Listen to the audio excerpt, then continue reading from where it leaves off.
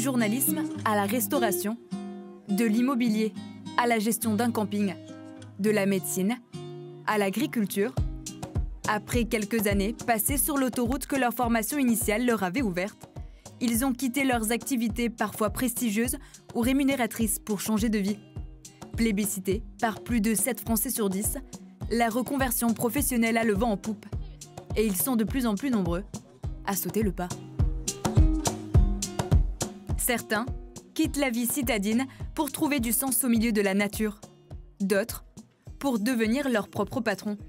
C'est le choix d'Erwan Legros. Alors vous avez le choix entre trois galettes. Donc il y a une végétarienne, la nolwenn. Celle, on va dire, de la semaine, c'est celle avec le canard, compotée d'oignons, chèvre et miel. Et ensuite, il y a la classique complète Erwan.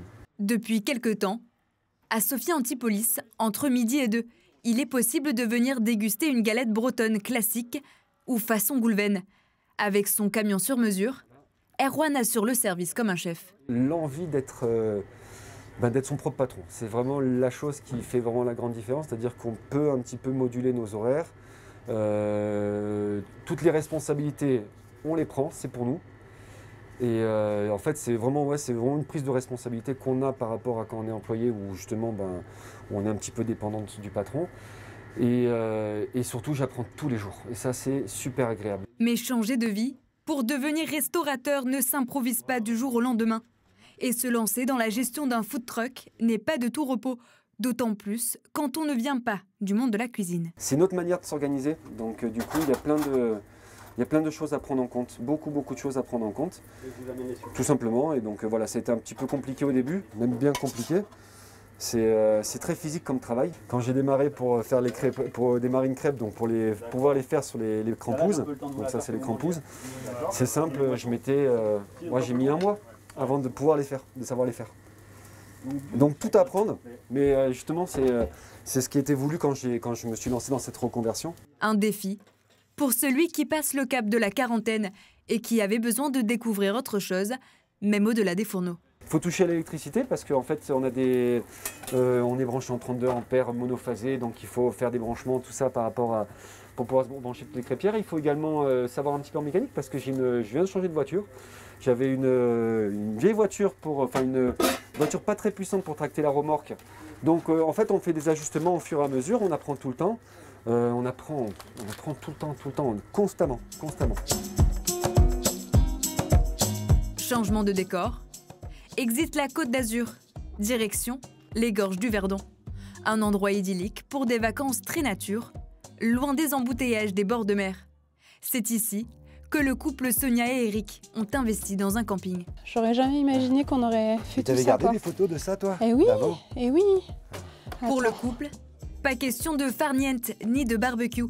Ensemble, ils transforment peu à peu le camping tout en conservant sa dimension familiale. Et ici, donc, c'est notre partie cuisine snack où c'était avant un débarras en fait. Voilà. Donc on a tout refait du sol au plafond, on a tout créé. Et ça, ce sont les premières photos. C'était les photos de commercialisation quand nous avons acheté le camping. Donc avec les emplacements nus déjà à l'époque. Voilà. Il n'y avait rien du tout. Rien du tout. On a tout créé. Un projet ambitieux, beaucoup d'argent investi et quelques sacrifices. Aujourd'hui, ils n'ont aucun regret, mais le chemin fut long et parfois difficile. Ce qui a été difficile, c'est de venir dans une région qu'on ne connaissait pas, où on a du coup laissé notre famille, nos amis, enfin tout notre cercle familial et social, dans une région qu'on ne connaissait pas, dans un petit village qui vit énormément l'été, mais qui ne vit pas du tout l'hiver. Et ce rythme aussi, ce rythme de vie, ce rythme professionnel que nous avions à l'époque avec Eric à l'agence, où on travaillait du lundi au samedi quasiment 11 mois sur 12, quoi.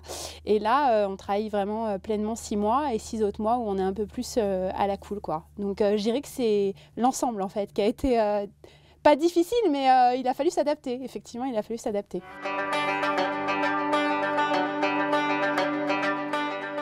Un rythme de vie différent, des habitudes bousculées. Dans ce contexte économique difficile, Sonia et Eric ont néanmoins pris un risque mesuré. Situé à quelques kilomètres du Verdon, leur camping a un formidable potentiel. C'est pour ça qu'on entend les loups le soir. Ah oui, d'accord. Et les bœufs, il les a mis où ces bœufs? Ben, je sais pas. Parce que tu sais... Vous voulez les mettre, tu sais, chez... C'est sûr que là, on fera plus machine arrière, hein. On retournera pas. On ira pour voir la famille, mais le reste de la vie, ce sera ici, hein. Maintenant, on est vraiment heureux. Ouais. Ah oui, ouais. C'est vraiment un rythme et un lieu qu'on a choisi pour une qualité de vie. Clairement, oui. Ouais. Un vrai retour aux sources. Un retour aux sources, un besoin de nature, d'authentique. C'est justement ce qui pousse beaucoup de Français à tout abandonner pour repartir à zéro. Et si le couple a quitté la vie citadine pour la vie à la campagne, c'est pour prendre le temps de vivre, tout simplement. Notre ancienne activité nous a puisé toute notre énergie. Donc là, on cherchait vraiment une qualité, une sérénité. Arrêter de manger un sandwich sur un coin de bureau. L'idée, c'était vraiment de prendre le temps, découvrir des nouveaux horizons, des beaux paysages. Alors le Verdon, quoi de mieux, hein. C'est vrai que c'est un endroit privilégié où on a la chance de pouvoir habiter et rencontrer des personnes qui développent aussi des activités, que ce soit sportives ou même culinaires. Justement, pour se démarquer et attirer les clients, le couple mise sur plusieurs aspects. L'espace, la nature notamment, et les activités sportives. Ça fait pas trop courte, hein? Ah, c'est bon, hein, ça va. Ça va? Ça va, impeccable. Écoute, le matériel pour la saison? Ouais, on vérifie un peu les cordes et il faut qu'on fasse les baudriers, tous les éléments de sécurité, les EPI, les équipements de protection individuelle, les longes, les mousquetons, les casques. Là, il faut qu'on fasse l'inventaire avant la saison. Belle saison de collaboration entre le couple et Frédéric Estienne, moniteur de canyoning et d'escalade, qui les a rejoints dans leur aventure il y a 2 ans. On se soutient, on est dans les moments un peu difficiles, hein, surtout en ce moment avec le Covid.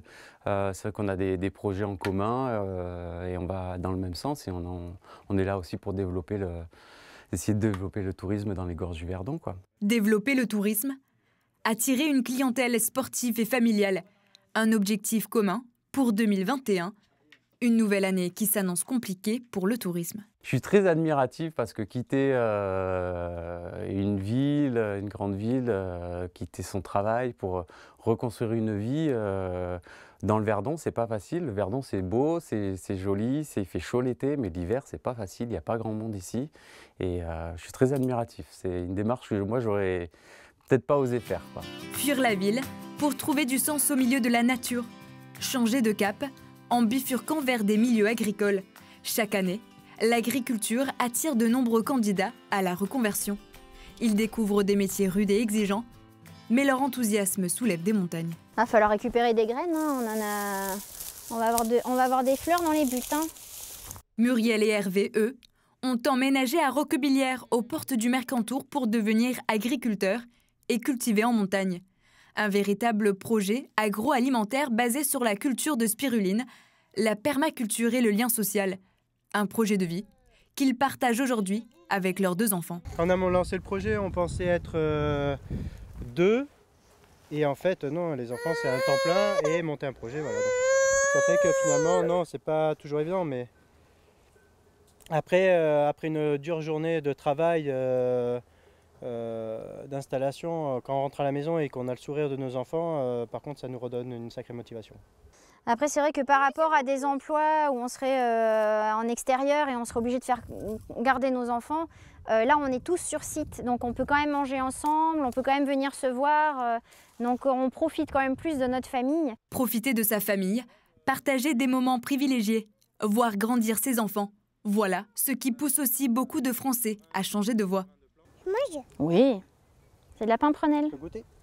T'en as déjà mangé la dernière fois qu'on a fait de la salade? Voilà. C'est bon? C'est pas ça aussi. Hein. Ça t'a plu? Ouais. Ça leur transmet quand même des choses que quand ils sont entre 4 murs dans une crèche ou ailleurs, bon ben voilà, on n'a pas ce partage-là. Transmettre des valeurs, le respect de la nature.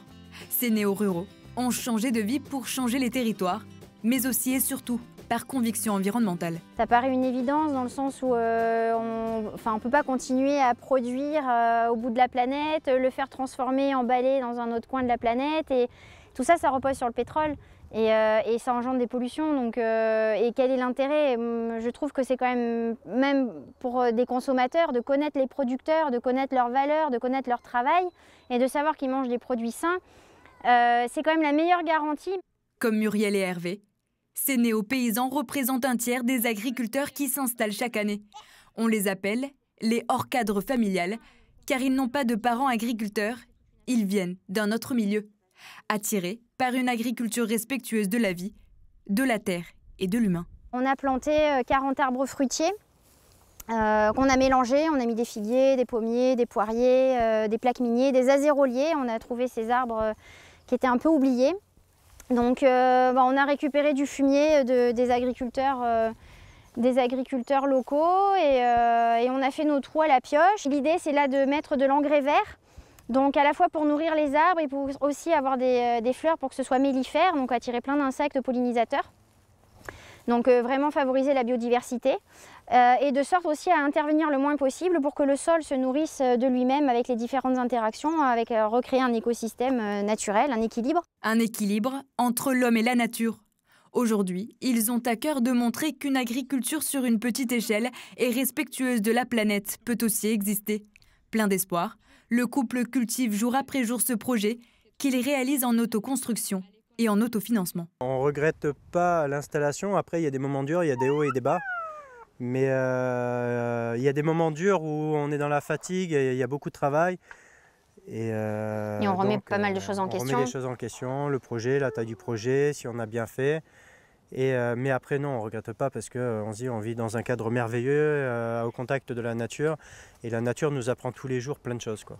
Au contact de la nature, ils explorent le champ des possibles. Aujourd'hui, changer de vie n'est plus un rêve, mais une réalité pour de nombreuses personnes qui se montrent pour la plupart satisfaits d'avoir sauté le pas.